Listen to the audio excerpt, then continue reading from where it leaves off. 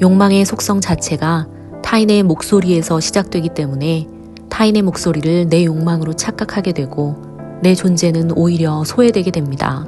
이 때문에 내 본질적 존재를 따돌리고 타인의 욕망만을 끝없이 따르면 존재에 대한 엄청난 결여와 불안을 느낄 수 있죠.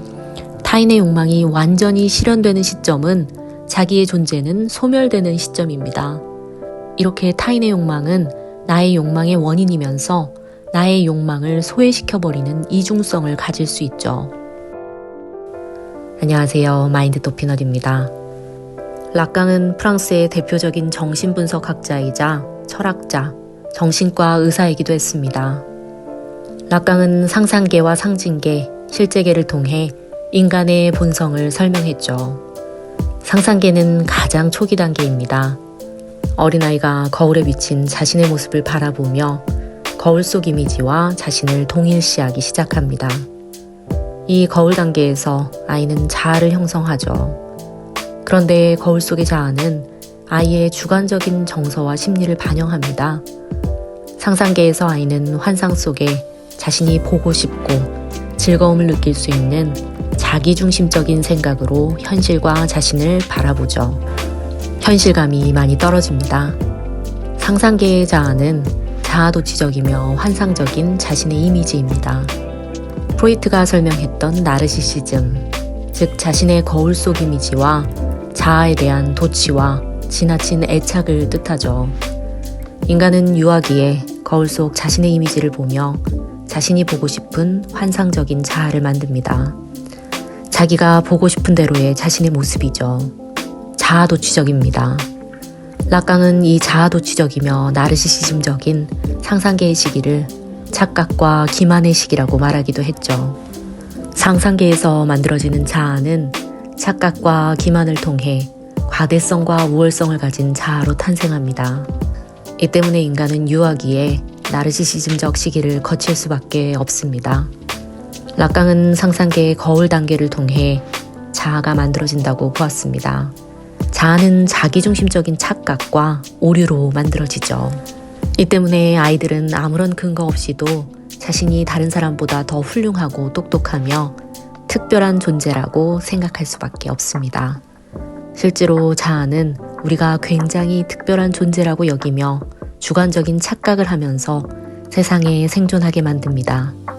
이 때문에 자존심을 세우기도 하고 착각과 편견을 쉽게 갖기도 하죠. 인간의 발달에서 겪어야만 하는 단계인 것이죠.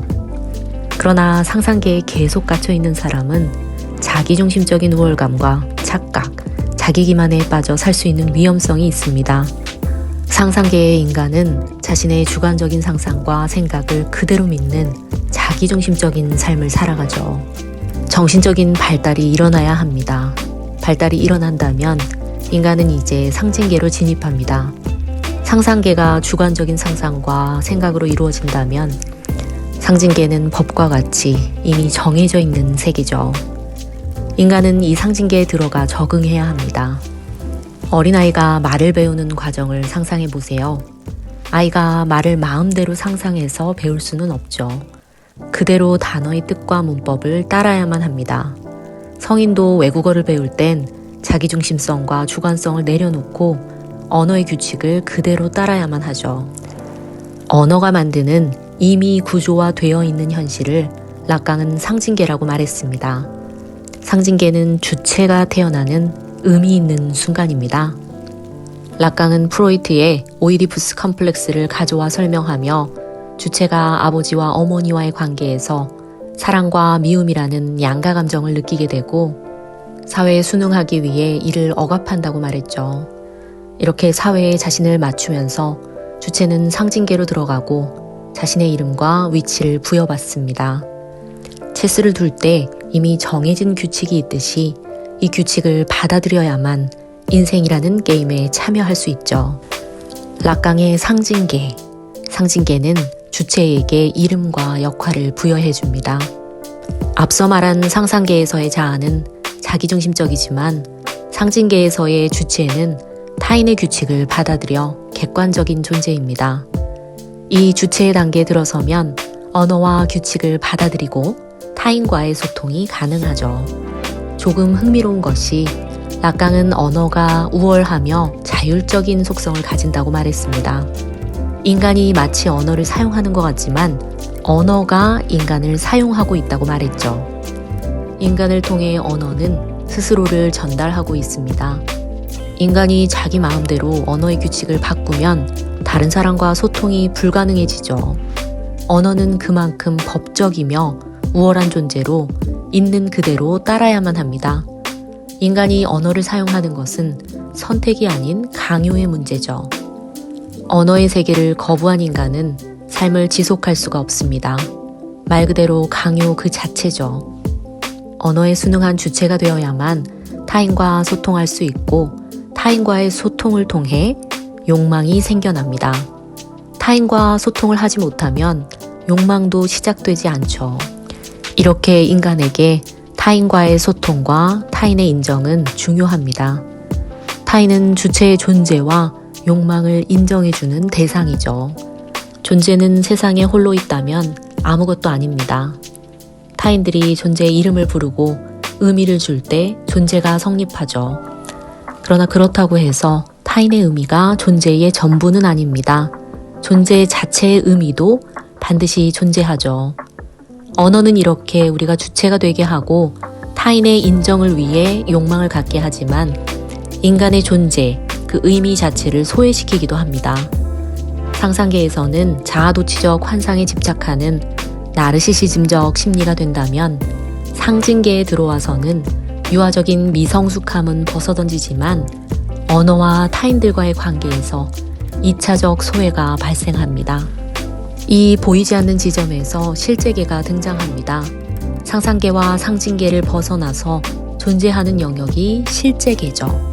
독립적으로 존재하는 절대적인 영역입니다. 실제계는 상징계, 상상계와 함께 존재하지만 이 두 영역에 포함되지는 않는 부분입니다. 완전하면서 무의 상태에 가까운 영역이죠. 언어로 다 담을 수 없는 동양 철학에서 말하는 도의 영역과도 같은 것이 실제계입니다. 전체의 차원을 담아내는 원초적인 차원의 개념이죠. 노자는 도덕경에서 도를 도라고 말할 수 있으면 영원한 도가 아니다 라는 철학의 개념을 말했죠. 이처럼 실제계는 언어로 완전히 표현되는 순간 바로 실제계를 벗어납니다. 락강은 이 때문에 실제는 불가능한 것이다 라고 말했죠. 인간의 욕망이 끊임없이 반복되는 것도 그것이 성취 불가능한 것이기 때문입니다. 이는 실제계의 속성이죠. 인간은 언어를 쓰며 타인의 언어를 받아들이고 이런 타인의 목소리는 타인의 욕망 그리고 우리의 욕망이 됩니다. 문제는 타인의 욕망이 커지면 커질수록 주체의 욕망은 사라집니다. 인간이 끊임없이 불안한 이유도 나의 욕망을 타인들의 언어로 표현해야 하기에 실제계적인, 즉 본질적인 부분은 늘 결핍되죠. 자신만의 욕망에 대한 결핍과 비존재성을 느낄 수밖에 없습니다. 락강은 인간의 욕망이 타인의 욕망에 대한 환상이라고 말했습니다. 인간이 삶을 지속하는 것도 이런 환상 때문이죠. 그러나 이런 욕망적인 환상이 인간의 존재를 대신할 수는 없습니다. 심각한 문제는 자본주의가 인간 존재 자체에 대한 욕망을 자꾸만 소비 욕망으로 변환하려고 한다는 점이죠. 자본주의는 끊임없이 소비를 통해 인간의 욕망을 채울 수 있다고 부추깁니다. 그러나 인간 존재 자체에 가치 추구가 없다면 이런 소비 욕망은 결국 허무함을 낳죠. 욕망의 속성 자체가 타인의 목소리에서 시작되기 때문에 타인의 목소리를 내 욕망으로 착각하게 되고 내 존재는 오히려 소외되게 됩니다. 이 때문에 내 본질적 존재를 따돌리고 타인의 욕망만을 끝없이 따르면 존재에 대한 엄청난 결여와 불안을 느낄 수 있죠. 타인의 욕망이 완전히 실현되는 시점은 자기의 존재는 소멸되는 시점입니다. 이렇게 타인의 욕망은 나의 욕망의 원인이면서 나의 욕망을 소외시켜버리는 이중성을 가질 수 있죠. 이 때문에 욕망은 반드시 인간 존재의 회복에 대한 욕망의 방향으로 가야 한다는 것이 바람직한 방식입니다. 자본주의는 끊임없이 가짜 욕망으로 소비자를 부추기며 소셜미디어 등을 통해 소비와 물건으로 인간의 정체성을 실현하라고 말하고 있습니다. 비싼 명품과 브랜드로 존재의 정체성을 증명하라고 부추기죠. 물건과 존재는 독립된 것인데 물건으로 존재를 증명하라고 주장하고 있습니다. 이것은 큰 착각이죠. 타인의 인정은 욕망을 일으키는 원인이기도 하지만 여기에 완전히 매이면 타인의 욕망에 노예가 됩니다. 타인의 목소리에 속박되고 불안에 떨 수 있죠. 욕망은 이렇게 존재를 유지시키지만 그 속성을 파악하지 못하면 파탄에 이를 수 있습니다. 욕망의 속성을 이해하고 인간 존재 자체를 발견하기 위한 노력이 필요합니다.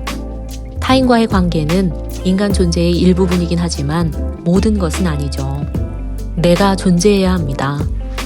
역설적으로 들리지만 인간의 욕망이 가는 방향이 타인의 인정을 향해서 갈 수 있지만 인정 욕구가 전부가 되어서는 안 되죠.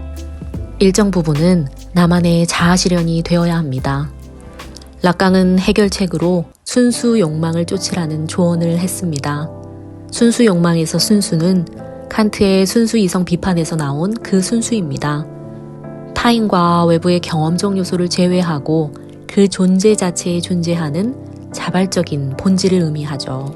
인간의 존재는 타자나 사회, 언어에 의해 완전히 지배될 수 없는 자발성이 있습니다. 그렇다고 사회를 완전히 떠나는 것도 무모할 수 있죠. 나의 본질적인 존재에 대해서 발견해 나가면서 개인 존재 자체의 자아 실현을 이뤄 나가고 때때로 타인의 인정과 욕망을 의식적으로 인지하고 즐길 수 있다면 락강이 말하는 인간다운 삶이 되지 않을까 하고 생각해 봅니다. 감사합니다.